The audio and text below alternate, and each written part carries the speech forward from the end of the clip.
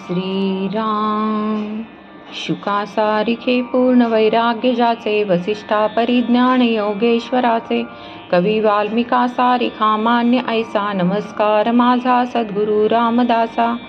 जय जय रघुवीर समर्थ. सार्थ श्री दासबोध. दशक 3. समास 4. स्वगुण परीक्षा. क. मुलाबाळांनी घर भरून गेले, पण पैशांची चणचण भासू लागली. मुलींची लग्ने केली, त्यापायी कर्ज झाले. मग तो 2 वर्षे परदेशी गेला. नोकरी चाकरी करून पैसा मिळवला आणि तो घेऊन घरी आला. पण थोड्या दिवसातच पैसा संपल्याने त्याला पुन्हा परदेशी जावे लागले. घर सोडताना फार दुःख झाले. त्याला आईबापांची आठवण झाली व तो मोठ्याने रडू लागला. पण त्याचा उपयोग नाही हे ओळखून मुकाट्याने मार्गस्थ झाला. त्याला पुष्कळ पोरे झाली, त्यामुळे निर्माण होणाऱ्या सगळ्या समस्या त्याच्यापुढे उभ्या राहिल्या. पैसा मिळवणे ही सर्वात निकडीची समस्या होय. पुष्कळ मुले झाली, पण घरात साठवून ठेवलेला पैसा संपला. खायला धड मिळेना. मुलांना भीक मागायची वेळ आली. काही कडेवर बसणारी आणि काही रांगणारी अशी लहान मुले घरात खेळू लागली. मुलामुलींची घरभर नुसती गर्दी होऊन गेली. दिवसेंदिवस खर्च वाढत चालला. पैशाची आवक बंद पडली. मुली लग्नाच्या झाल्या, पण त्यांच्यासाठी लग्नासाठी जवळ पैसा उरला नाही. आईबाप पैसा बाळगून होते. त्यांच्यापाशी खूप द्रव्य होते, त्यामुळे त्याला लोकात मान होता, प्रतिष्ठा होती. लोकात वागताना पूर्वीच्या श्रीमंतीचा भ्रम त्याने अजून ठेवला होता, परंतु घरामध्ये पहिली सुबत्ता राहिली नव्हती.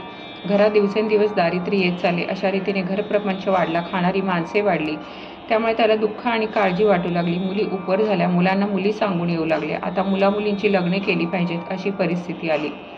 जर मुले तशीच लग्ना वाचून राहिली तर पुन्हा लोक नावे ठेवणार. लोक म्हणतील की हे जन्म दरिद्री होते, मग यांनी इतक्या मुलांना जन्म तरी का दिला, अशी लोकात आपली इज्जत जाईल, आपल्या वडिलांचे नाव जाईल. मग मोठी समस्या उभी राहते, ती ही की लग्नापुरते कर्ज देणारा कोण भेटेल. मागे ज्याच्याकडून कर्ज घेतले होते ते फेडले नव्हते, असे दुःखाचे आभाळ कोसळले. आपण अन्न खातो खरे, पण तेच आपल्याला खाते, म्हणजे खाल्लेले अन्न अंगी लागेनासे होते. त्याचे मन रात्रंदिवस चिंतेने ग्रासले. लोकात त्याची पत उरली नाही. घरातील चीज वस्तू गहाण पडली. तो म्हणू लागला, देवा, आता दिवाळे काढण्याची वेळ आली.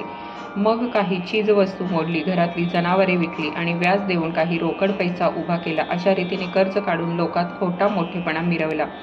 त्याने वडिलांचे नाव राखले असे सर्वजण म्हणाले, पण कर्जाचा भार फार झाल्याने तो 2 वर्ष परदेशी गेला आणि कष्ट करून पैसा घेऊनच आला. याप्रमाणे त्याला अतिशय कर्ज झाले. पैसा देणाऱ्यांनी त्याच्या भोवती गराडा घातला.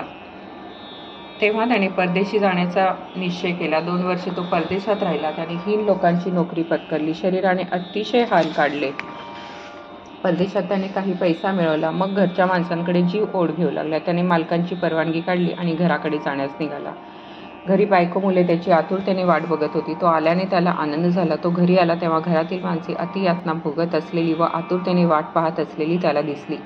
ती म्हणत होती, देवा, कोणत्या कारणाने त्यांना परत येण्यास इतके दिवस लागले. आता आम्ही काय खावे, उपाशी तरी किती दिवस राहावे.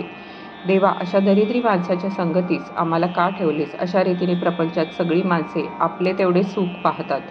दुसऱ्याच्या दुःखाची जाणीव माणसे ठेवत नाहीत. एकदा शक्ती क्षीण झाली की शेवटी कोणीच उपयोगी पडत नाहीत. असो, अशा रीतीने घरातील माणसे वाट पाहत असता तो एकाएकी त्यांना दिसला. बाबा, तुम्ही थकलात, असे म्हणत मुले त्यांच्याकडे धावत गेली. त्याला बघून बायकोला पण आनंद झाला. आपली दैना आता संपली, असे ती म्हणू लागली. तेव्हा आपले पैशाचे गाठोडे त्याने तिच्या हाती दिले. घरातील सगळ्यांनाच आनंद झाला. पोरे म्हणू लागली, आमचा बाप आला, त्याने आमच्यासाठी अंगारखे टोप्या आणल्या आहेत. पण हा आनंद 4 दिवसच टिकला. पुढे लगेच कुरबुर सुरू झाली. घरातील माणसे म्हणू लागली की हा आणलेला पैसा खर्च झाल्यावर आमचे हाल पुन्हा सुरू होतील, म्हणून त्याने जे द्रव्य आणले आहे ते इथेच ठेवावे, पुन्हा परदेशात जावे. आम्ही हे खाऊन संपवण्याच्या आत नवीन द्रव्य घेऊन परत यावे. त्याला विश्रांती सुद्धा मिळाली नाही. लवकरच पुन्हा परदेशी जाण्यास निघावे लागले. बायको मुलांचा वियोग त्याला सहन होईना, पण नाईलाजाने घोड्यावर स्वार होऊन तो गेला. अशी सगळ्यांची अपेक्षा होती. प्रपंचातील सारी नाती केवळ सुखापुरती असतात. बायको आपल्यावर अत्यंत प्रेम करते हे खरे, पण ती देखील आपल्या स्वतःच्या सुखाकडे लक्ष देऊन असते. परदेशात त्याला फार दगदग झाली, म्हणून ही विश्रांती घेण्यासाठी तो घरी आला. पण जरा थोडी विश्रांती घेतो न घेतो तोच पुन्हा जाण्याची पाळी आली. नंतर ज्योतिषाला विचारून मुहूर्त ठरवला, पण त्याचा जीव घरात अडकल्यामुळे प्रवासाला जाणे काही त्याला योग्य वाटेना. मग त्याने थोडे पैसे घेतले, थोडी औषधे बरोबर घेतली, थोडे धान्य, कपडे, भांडी अशी सामग्री घेतली. त्यांचे गाठोडे बांधले. सगळ्या मुलाबाळांना एकदा प्रेमाने पाहिले आणि मार्गाला लागला. त्याने बायकोकडे पाहिले तेव्हा वियोगाचे अतिशय दुःख झाले. आपल्या प्रारब्धात कुटुंबाशी एवढाच ऋणानुबंध आहे असा विचार मनात आला. त्याचा गळा दाटून आला. गहिवर आवरेना. बाप लेकरांची ताटातूट होणार म्हणून त्याला फार दुःख झाले. जर ऋणानुबंध असेल तर पुन्हा आपली भेट होईल, नाहीतर हीच आपली शेवटची भेट समजावी असे बोलून तो घोड्यावर बसला. पण तो सारखा पुन्हा पुन्हा मागे वळून पाहत होता. वियोगाचे दुःख त्याला सहन होत नव्हते, पण पुढे जाण्यावाचून दुसरा काही उपाय नव्हता. घोडे चालू लागल्यावर आपले गाव मागे राहिले. संसाराच्या कटकटींनी त्याच्या मनात गोंधळ झाला. मीपणाने प्रपंचाची संगत केल्यामुळे त्याला दुःख झाले. त्यावेळी त्याला आई आठवली व म्हणू लागला की धन्य ती माऊली, माझ्यासाठी तिने फार कष्ट काढले, पण मला त्याची जाणीव झाली नाही. आज जर ती असती, तिने मला कधीच परदेशी जाऊ दिले नसते. वियोग झाला असता. इतर नातेवाईक मोठ्याने रडतात हे खरे, पण आई रडताना तिच्या पोटातील आग, अंतःकरणातील कळकळ काही वेगळीच असते. मुलगा अगदी गरीब भिकारी जरी असला तर आई त्याला जवळ करते. त्याला दगदग किंवा श्रम झालेले पाहून त्याच्या दुःखाने ती मनात कळवळते. प्रपंचाबद्दल विचार करून पाहिले तर असे दिसते की प्रपंचात बाकीच्या सगळ्या गोष्टी मिळतील, पण या शरीरास जिने जन्म दिला ती आई मात्र मिळणार नाही.